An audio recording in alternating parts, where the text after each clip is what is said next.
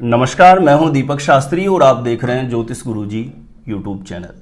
आज के इस वीडियो में एक बहुत महत्वपूर्ण जानकारी आपको देने वाला हूं। अभी विगत कुछ दिनों से एक प्रश्न था जो बार बार पूछा गया था कि सर जहां कहीं भी कुंडली की मैच मेकिंग कराते हैं, कुंडली मिलान करवाते हैं तो कुंडली नहीं मिल रही है, इसकी वजह से लगातार मैरिज में डिले हो रहा है। तो प्रिय दर्शकों, आज के इस वीडियो में एक ऐसी जानकारी देने वाला हूं कि 5 मिनट में आपका सारा टेंशन खत्म हो जाएगा।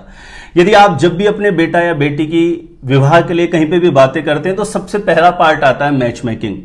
अब जैसे आप कुंडली मिलान करवाते हैं, कुंडली नहीं मिलती है तो बहुत टेंशन हो जाता है कि पहले बात इतने दिनों में, इतने समय के बाद जैसे तैसे करके अच्छा रिश्ता हमें समझ में आया था और ये कुंडली नहीं मिल रही है। बहुत सारे लोगों ने पूछी है यह बात मेरे को कि जहां कहीं भी हमने मिलाया तो पंडित जी ने मना कर दिया है कि आप मैरिज आगे नहीं कर सकते। बहुत सारी ऐसी बातें बोल करके हमें डरा दिया है। तो प्रिय दर्शकों, मैं आपको बता दूं, देखिए कुंडली का मिलान जब भी करते हैं, कभी कभी यह भी हो सकता है कि किसी एस्ट्रोलॉजर या पंडित जी की गलती की वजह से एक बहुत अच्छा रिश्ता आपके पास आया है मैरिज के लिए और आप उसे ठुकरा दें। तो इसमें एक बहुत ही खास बात है जिसका आपको ध्यान रखना चाहिए। जब भी आप अपने बेटा या बेटी की कुंडली के लिए मिलान कर रहे हैं, ध्यान दीजिएगा, सबसे बेसिक बात है कि गुण मिलान 18 आ जाए। जो बेसिक चीज है, यानी गुण मिलान कम से कम 18 होना चाहिए, 18 से नीचे नहीं होना चाहिए। लेकिन 18 गुण मिलान आता है तो ज्यादातर कुंडली मिलान नहीं होने का जो कारण बताते हैं ज्योतिषी लोग या पंडित जी लोग, वो क्या बताते हैं मैं आपको बता दूं। या तो मांगलिक दोष की वजह से मना करते हैं, या आपको नाड़ी दोष की वजह से सबसे ज्यादा मना किया जाता है, या भकुट दोष या गण दोष। ये 4 महत्वपूर्ण ऐसे दोष हैं जिसको लेकर के मना कर दिया जाता है कि नहीं करना है। लेकिन मेरी बात आप ध्यान से सुनिए, क्योंकि इन दोष को देखना तो बहुत आसान है कि मांगलिक दोष बनता कैसे है, नाड़ी दोष बनता कैसे है, भकुट दोष बनता कैसे है, गण दोष लगता कैसे है। लेकिन इसके कैंसिलेशन के पॉइंट इतने सारे होते हैं कि ज्यादातर एस्ट्रोलॉजर पंडित जी लोगों को वो याद ही नहीं रहता है स्मृति के अंदर। या तो ये उन लोगों को पता रहता है जो कंटिन्यू मैच मेकिंग या मैरिज से रिलेटेड कुंडलियां देखते रहते हैं, तो उनका क्या अभ्यास रहता है। बिना अभ्यास के तो कहते हैं ना कि अनभ्यासे विषम विद्या, यानी वो विद्या विष के समान हो जाती है। तो मैंने ये देखा है, नोटिस किया है कि ज्यादातर एस्ट्रोलॉजर जब भी कुंडली का मिलान करते हैं तो बहुत सारे पंडित जी लोग वो एक्चुअल में उसके कैंसिलेशन के जितने भी पॉइंट होते हैं ना उस पर गौर ही नहीं कर पाते हैं और वो सीधे तौर पर मना कर देते हैं। एक कुंडली मांगलिक है, दूसरी कुंडली जैसे ही नॉन मांगलिक देखी वो स्पष्ट बोल देते हैं कि यहां पे आगे नहीं बढ़ना, लड़के की कुंडली मांगलिक है, लड़की की नहीं है। लेकिन वो इस बात को भूल जाते हैं कि इसके कैंसिलेशन के पॉइंट कितने सारे होते हैं। आपका बेटा या बेटी मांगलिक है या मैच मेकिंग में नाड़ी दोष लग रहा है, गण दोष, भकुट दोष, तो इनके कैंसिलेशन के इतने पॉइंट होते हैं, मैं गारंटेड शास्त्र सम्मत लिखित में दे सकता हूं, कम से कम 95% कुंडलियां ऐसी होगी जहां पर जो भी दोष बनते हैं वो कैंसिल हो ही जाते हैं। मांगलिक दोष के भी बहुत सारे रूल हैं। सपोज करिए एक कुंडली मांगलिक है, दूसरी कुंडली में 3, 6, 11वें भाव में शनि, राहु, केतु या मंगल की प्लेसमेंट हो तो अगली कुंडली का मांगलिक दोष समाप्त हो जाता है। चंद्रमा मंगल के साथ हो, मांगलिक दोष कैंसिल हो गया। मंगल को बृहस्पति देखे, मांगलिक दोष कैंसिल हो गया। मंगल 12वें भाव में धनु राशि के अंतर्गत हो तो मांगलिक दोष कैंसिल हो गया। बहुत सारे ऐसे रूल्स हैं, बहुत सारी ऐसी चीजें, मंगल नीच हो जाए, अस्त हो जाए, मंगल किसी भी प्रकार से अंश बलाबल के साथ कमजोर हो जाए तो मांगलिक दोष प्रभावहीन हो जाता है। बहुत सारी ऐसी कंडीशंस होती हैं जिसमें एक कुंडली मांगलिक और दूसरी कुंडली मांगलिक ना हो तब भी मैरिज की जा सकती है।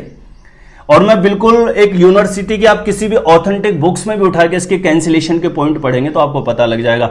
नाड़ी दोष में भी सेम है, बहुत सारे कैंसिलेशन के पॉइंट होते हैं। 9 नक्षत्र ऐसे होते हैं जब आप मिलान कर रहे हैं, सपोज करिए कि नाड़ी दोष आ गया तो नाड़ी दोष को लेकर के बहुत ज्यादा डराया जाता है। मैं शास्त्र सम्मत आपको बता रहा हूं 9 नक्षत्र वो कौन से मैंने लिख के रखे हुए हैं। यदि वर और कन्या, लड़का लड़की में से किसी का भी एक नक्षत्र कृतिका, रोहिणी, मृगशिरा, आद्रा, पुष्य, ज्येष्ठा, श्रवण, उत्तरा, भाद्रपद या रेवती, इन 9 नक्षत्र में से कोई भी एक नक्षत्र होगा तो नाड़ी दोष कैंसिल हो जाएगा। नाड़ी दोष, एक ही नक्षत्र का जन्म है, चरण अलग अलग हो गया, नाड़ी दोष कैंसिल हो गया। दोनों का राशि स्वामी एक हो गया, नाड़ी दोष कैंसिल हो गया। हर दोष के कैंसिलेशन के पॉइंट बहुत सारे होते हैं। कभी भी कोई प्रैक्टिकली आपको बहुत अच्छा घर परिवार रिश्ता समझ में आ जाए तो किसी एक एस्ट्रोलॉजर की बात से ही आप फाइनल डिसीजन पे ना पहुंचे, किसी अच्छे देवज्ञ से कैलकुलेट कराएं और उससे ये कहें कि आप इसमें कैंसिलेशन के पॉइंट देखिए, कहीं ना कहीं ये दोष कैंसिल हो रहा है क्या। मैं आपको निश्चित तौर पर बोल रहा हूं, नाड़ी दोष या भकुट दोष भी बनेगा, वो भकुट दोष या गण दोष भी बनेगा। राशि मैत्री होते ही भकुट दोष और गण दोष दोनों ही समाप्त हो जाते हैं। तो कैंसिलेशन के इतने पॉइंट होते हैं, इतने रूल्स हैं एस्ट्रोलॉजी में प्रिय दर्शकों, कि जब उसको प्रॉपर कोई डेप्थ में अच्छे से मैच मेकिंग करेगा तो बहुत कम चांस ऐसे बनेंगे कि कुंडली मिलान नहीं हो रहा है। नहीं तो निश्चित रूप से कहीं न कहीं हर दोष की काट होती है, उसका निवारण हो रहा होता है। तो आप कभी भी इस बात का ध्यान रखिए, ये बहुत बड़ी गलती हो जाती है। मैंने भी देखा है अनुभव में कि मैंने ऐसे बहुत सारी कुंडलियां मिलान करी है जहां पर बहुत अच्छी मैच मेकिंग थी और किसी एस्ट्रोलॉजर ने बोल दिया कि आप मिलान नहीं करना, शादी करने के बाद एक की मृत्यु हो जाएगी, एक बीमार होगा, संतान नहीं होगी। ये ऐसी बातें बोल करके व्यर्थ में डराया जाता है। मैं आपको बता दूं, आप प्रॉपर कैलकुलेट कराइए। किसी भी कारण से 18 गुण मिलान तो आना चाहिए, उसके ऊपर गुण मिलान 18 या 18 से ऊपर गुण मिलान आ जाए। और ये कोई भी दोष का कोई कारण बताया जाता है कि मांगलिक दोष कारण बन गया, नाड़ी दोष, भकुट दोष, गण दोष, तो आप प्रॉपर डेप्थ में कैलकुलेट कराइए और ज्योतिषी से ये कहिए कि सर आप ये देखिए कि इसमें कैंसिलेशन का कोई पॉइंट लागू हो रहा है क्या। मैं बता दूं, मेरे डाउजिंग के हिसाब से लगभग 90% कुंडलियां ऐसी होगी जहां पर कोई दोष बन रहा होगा तो उसका कैंसिल हो जाता है वो किसी न किसी तरीके से। कोई न कोई ऐसा सूत्र, ऐसा रूल वहां पे लागू हो रहा होता है कि वो दोष की काट हो जाती है। तो कभी भी कुंडली मिलान का एक ऐसा पार्ट है, बहुत अच्छा रिश्ता आए तो किसी अच्छे देवज्ञ से प्रॉपर कैलकुलेट करा के और फिर आपको नतीजे पर पहुंचना चाहिए कि आपको वहां पे आगे बढ़ना चाहिए या नहीं बढ़ना चाहिए। तो उम्मीद करते हैं कि ये मांगलिक दोष, नाड़ी दोष, भकुट दोष, गण दोष बनते हैं तो इसके कैंसिलेशन के जितने भी पॉइंट हैं वो जरूर आप एस्ट्रोलॉजर से चेक करवा लें, क्योंकि बहुत सारे पॉइंट होते हैं और कहीं न कहीं ये दोष कैंसिल हो रहे होते हैं। बहुत सारे लोगों के साथ ऐसा होता है कि बड़ी मुश्किल से तो रिश्ता आता है बहुत समय के बाद, और फिर वो कुंडली मिलान करवाते हैं और ज्योतिषी मना कर देता है, तो उनको बड़ी तकलीफ होती है, दुख होता है उनको। और जैसे 28 से 30 वर्ष की आयु क्रॉस करती है तो स्वतः ही बहुत सारे दोष भी नष्ट हो जाते हैं। तो जब भी कुंडली की मैच मेकिंग कराएं, किसी अच्छे देवज्ञ से मिलान करवाएं और कोई दोष बनता है तो उसको विशेष तौर पर आप खुद उनसे ये बोलें कि इस दोष का कोई निवारण हो रहा है, कैंसिल हो रहा है, कोई कंडीशन ऐसी लागू हो रही है। आप देखिए, जब वो गौर से देखेंगे तो शायद वो आपको ये बात बोले कि हाँ ये दोष कैंसिल हो रहा है और आप आगे बढ़ सकते हैं, कोई प्रॉब्लम नहीं आएगा।